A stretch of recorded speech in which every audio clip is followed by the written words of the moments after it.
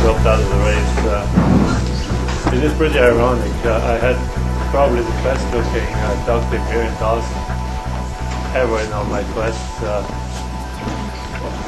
However, the quest was not my priority this year to start with. I had 2 teams list out for the quest early in the year, and one of those teams dropped out.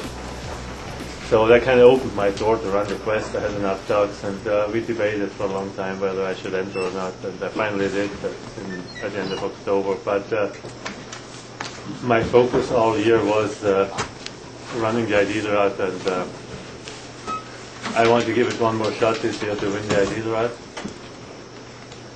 And when I drove my team over from Scroggy Creek into here, they were just looking really, really good, and I thought to myself, well, I really want this team at the ideal route start.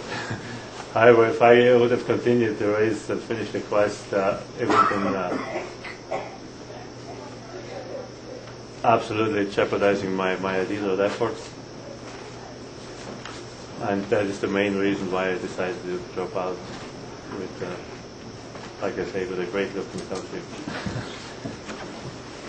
However, the trail conditions this year on the quest were outstanding. Everything was great. The media, lots of media here. So it's unfortunate, but I had to make that decision. It was absolutely a strategic move, nothing else.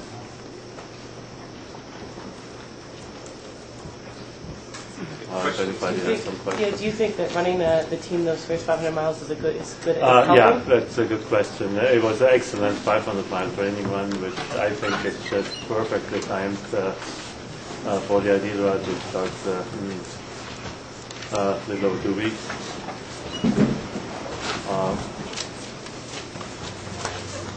If I had finished the quest, there would absolutely not be enough time for the team to recover properly for ideal route, and it would be just one of those compromises.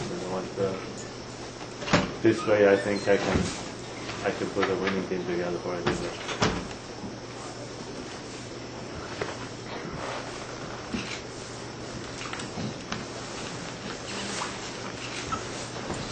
This marks the end of your competitive mushing career.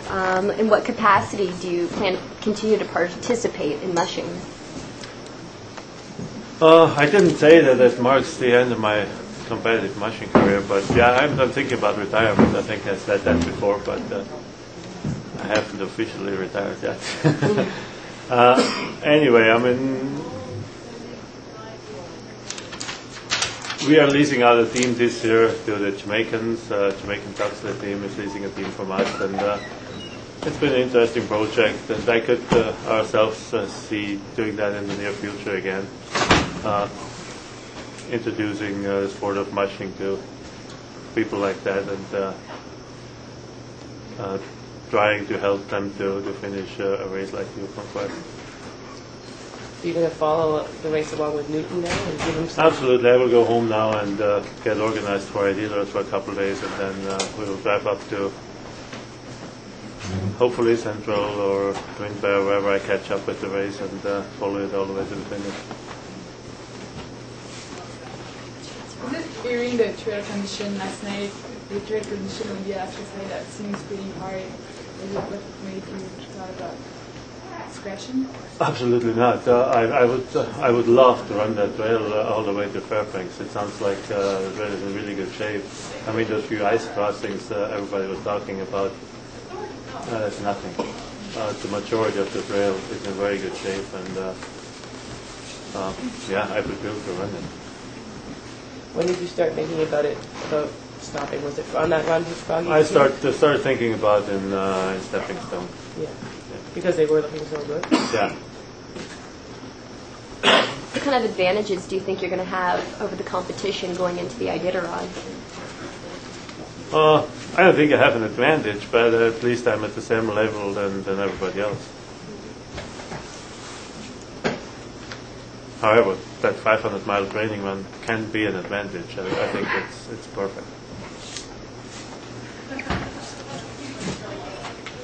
You think most of the dogs on that team are going to go? You'll probably maybe take some to meet. Absolutely. I mean, those 10 dogs here, which I came in with 12 dogs, but there were 2 a little questionable for ideal route. But 10 of them absolutely will go.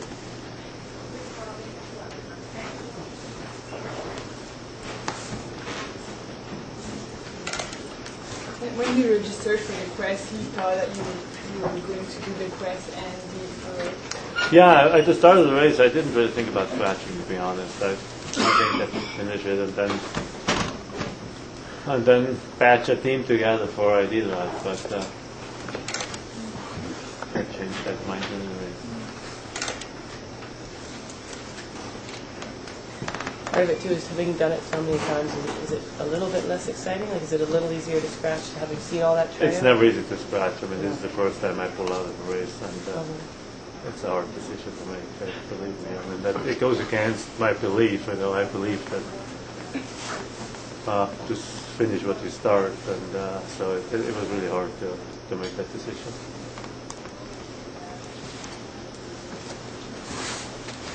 I think some of those dogs, some of the veterans on that team will be confused.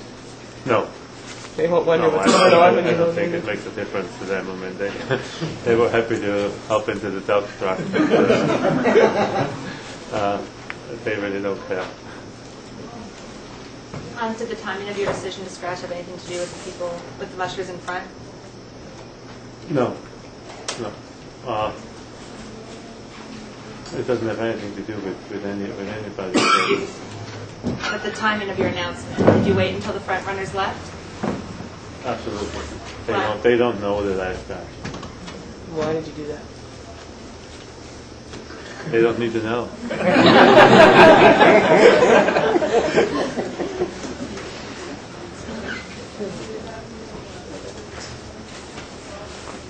Watching it, do you have a guess of who might cross that finish line first?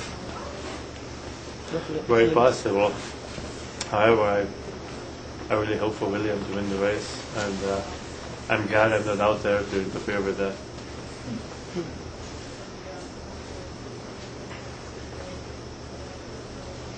Do you think he'll be disappointed you're not out there to interfere with that and give him a challenge? I don't think so. I mean, William has a very, very strong top team, and he's confident that he can win. And I don't think it matters for him whether I'm out there or not.